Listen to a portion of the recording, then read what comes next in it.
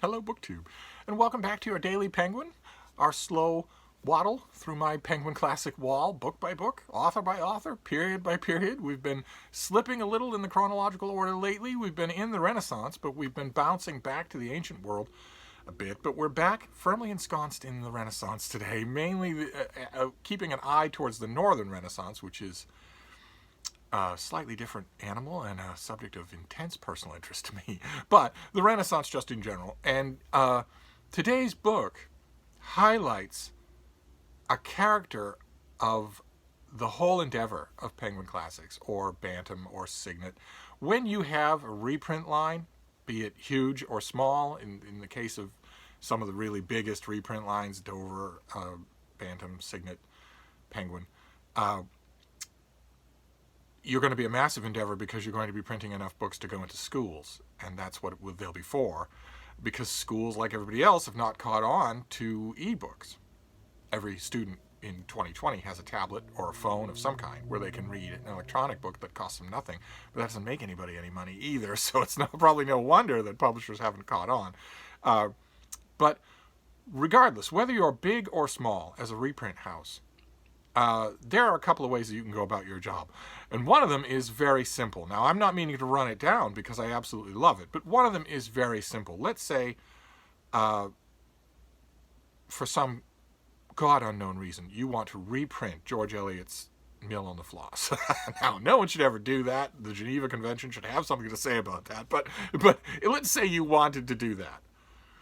If you are a traditional reprint house, then what you would do is get a nice clean copy of that text. Pick the text that you want to use. The edition, is it the first edition? Are you going to go with a later edition that the author updated or that has a famous publishing update or whatever? You want to pick the edition, and then maybe you want to commission something extra. You certainly want to design a cover for your paperback reprint. You want the paperback reprint to be fairly inexpensive because, again, you're keeping an eye on a mass readership. The best way to maximize your profit, because the book itself, the text itself, won't cost you anything to procure. It's in the common domain. And then maybe you want to go the extra mile and commission either a new introduction by a scholar or a novelist or someone with some kind of connection with the book, or a new introduction and new critical notes, or both, to distinguish your reprint of that common domain classic from just the classic itself, from the thing that anybody could get at a library. And then you take that item and you send it to market. That is one way to do your job. And I am not running that down. I have loved innumerable editions like that in all kinds of reprint houses, and I've sang their praises to you. Sometimes concentrating just on the things that the publisher added for that edition. A particular Bantam mass market cover illustration, a particular introduction for some Signet volume of Marco Polo or whatever. But there is another way to do a reprint, to be a reprint classic house, and that is to be a little innovative. Let's say you get a really good editorial board together that starts to develop a vision of their own, starts to be able to work well together, starts to know what they want. And maybe they aren't going specifically after the school crowd, where you'll never go broke reprinting the Headless Horseman, but you might have trouble trying to sell the same author's History of Granada or whatever. So let's say that you're a reprint house, maybe you're a little smaller, and you decide that you want to pull out the stops and do that, where instead of going the normal, the basic traditional route that I just described, you want to take a slightly off-kilter route. You want to pick a classic that isn't as well known, and still commission a new introduction, maybe still commission new notes, maybe still gussy it up with a nice cover, and produce it that way. And those can often be very, very interesting. So that's a very interesting route to take. And one of the things that I love about Penguin Classics, especially in the last 25 years, is their willingness to do both. I think it's just amazing. Just amazing. The chances, the gambles that they have taken with ordinary black spine, traditionally designed Penguin Classic paperbacks in the last 25 years, some of those decisions they have made have amazed and pleased me. They have picked living authors when one of the traditional standards of whether or not a book is a classic is, has it stood the test of time? In other words, has it outlived its author's ability to nudge the elbows of literary critics? And yet Penguin Classics has a number of traditional canonical black spine Penguin Classics of authors of books who are still in print. Of authors who are still in print, authors who are still alive, the literary equivalent of alive. Also, off the beaten path, Penguin Classics that have never appeared in a Western or Eastern canon list of any kind, but that are snatched from history, various points of history, given a new introduction and put forward just because they deserve another shot, or because some passionate voice in the editorial department at Penguin championed them from the beginning. Just wonderful to see that sort of thing. And the Penguin Classic that we're looking at today it comes from the Italian Renaissance, and it is one of those books. It's an amazing edition of Hans Holbein, The Dance of Death, The Face of Death. This is an edition that it entirely composed of woodcuts. That's all it is just woodcuts. It was a series of woodcuts that Holbein did. To see them in person is absolutely amazing because they are tiny. They are absolutely tiny. Little blocks. Just amazing. The amount of detail that you get on each of those. And this is all the different faces and natures, characteristics, and roles of death that death plays in the life of ordinary people, in the life of vainglorious famous people, pompous people, humble people, sick people, old people, young people. It's an amazing visual meditation, and it is a Penguin Classic with no text. Now, how is that for innovative? That's about as innovative as it gets. But the Penguin Classic volume itself does have text, and it's a bravura performance. I want to get the author's name right. The book gives you the Dance of Death. There's the merchant, and there's death. Death is always in the scene somewhere. See, there's the seaman. Mark Richardson and I can attest to that. When you're out at sea, it doesn't matter. There's death climbing the mast. When you're out at sea, it doesn't matter how good a vessel you are on. You are acutely aware of how vulnerable you are. The sea does not like you. It does not want you traveling over its back. And you give it half a chance or look away for even a second, and it will try to kill you. And that is true in all of these woodcuts. But the woodcuts themselves have no text. They are just pictures. There's the advocate. And death is making the introduction. And he has an hourglass right there in his hand. And in all of these woodcuts, you can look at the detail. Look at the masonry on the ground there. You can find people in the background. You can find architectural styles and architectural details that no writer of the time would have thought to include, but there they are. Holbein, of course, is famous for bringing the faces and the wardrobes of an entire era vividly to life. He is an absolutely incredible painter of portraits. It's thanks to him that we know what Henry VIII looked like, that we know what Cromwell looked like, and Thomas More, and Erasmus, and a whole bunch of other people. It's amazing. Looking at Holbein's work is just amazing. I fall into it and need hours to pull myself back out. The next time, if the world ever goes back to normal and big printed art books start reshipping to critics and to readers and to bookstores, the next time there's a big opulent Holbein art book, you can expect it to be the subject of a video all by itself. I am a huge fan of this artist. And these woodcuts, I barely gave them a second thought until I got this Penguin Classic. And the scholar who commands this volume is named Ulinka Rublak. And the whole second half of the book, let me get the exact place that it starts. You get not only the introductions, you also get the blocks themselves.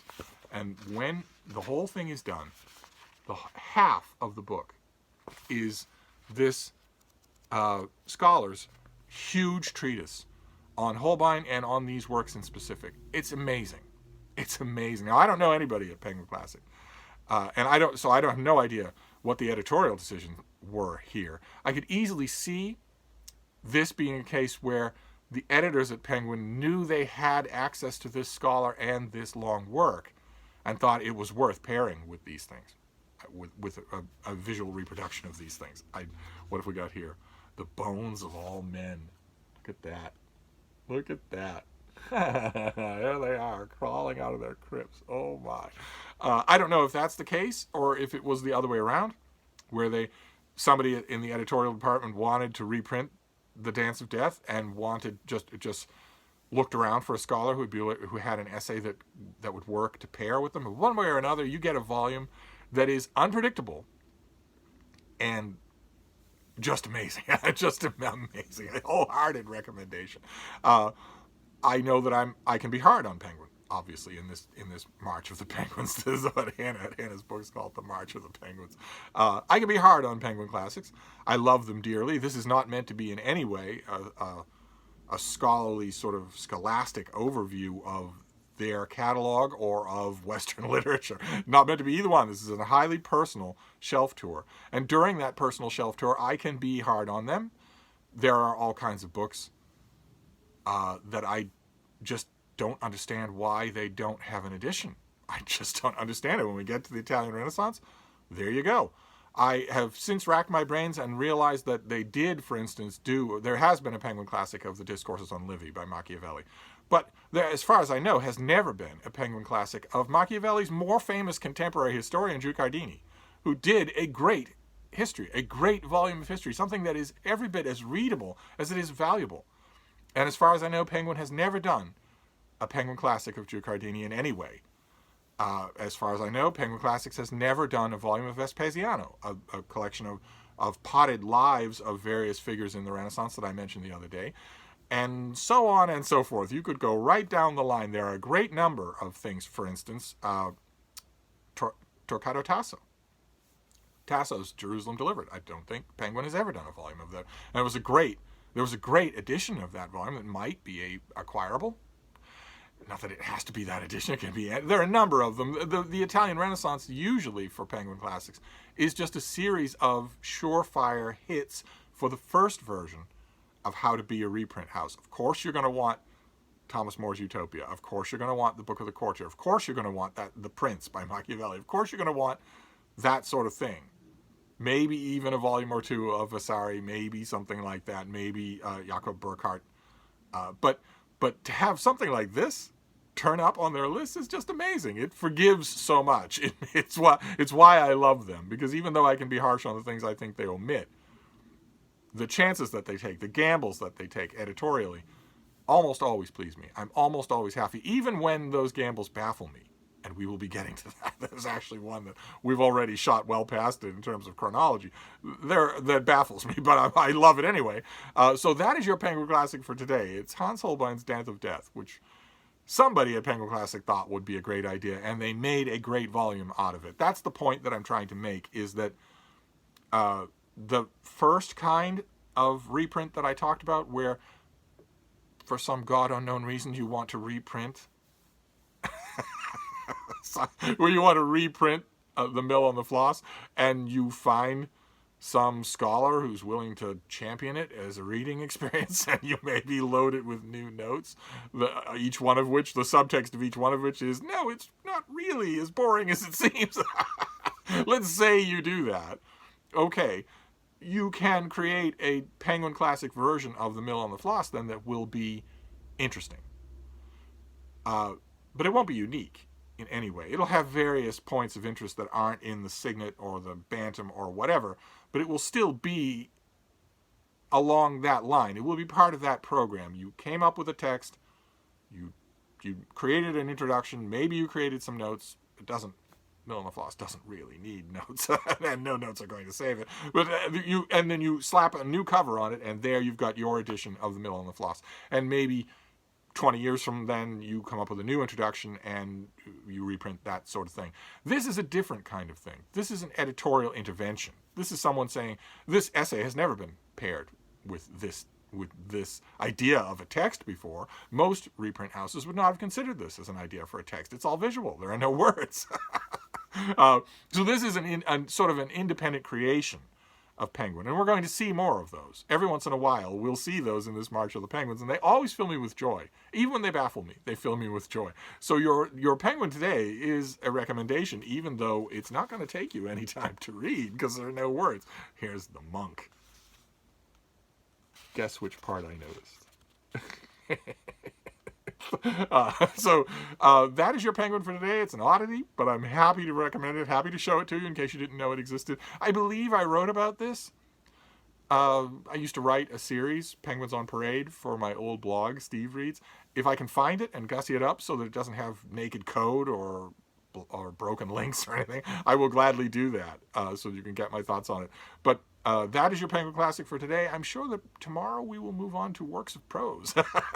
This is a very rare example where that is not the case. This may be, in fact, the only Penguin Classic that has no prose. Because even Archie and Achitophel, I believe even that, the characters speak. They have cartoon volumes. And down the line, you could easily picture Penguin Classic, someone at Penguin Classic, having the brilliant idea to put a Will Eisner book as a Penguin Classic. His great volume on the Protocols of the Elders of Zion would be my first choice, but there are plenty of others. Not his comic books, not the Spirit, but the graphic novels that he did that are so brilliant and that most people, even the people who know about the Spirit, don't know that he did them, and they're so brilliant that maybe Penguin would do one of those. That would be a great idea. But even that would have word balloons. This has nothing. So anyway, I'm going to wrap this up for now. That's your Penguin for today. It's a little sui generis, but I'll be back. I have plenty more to talk about, so I'll see you soon. Thank you, BookTube.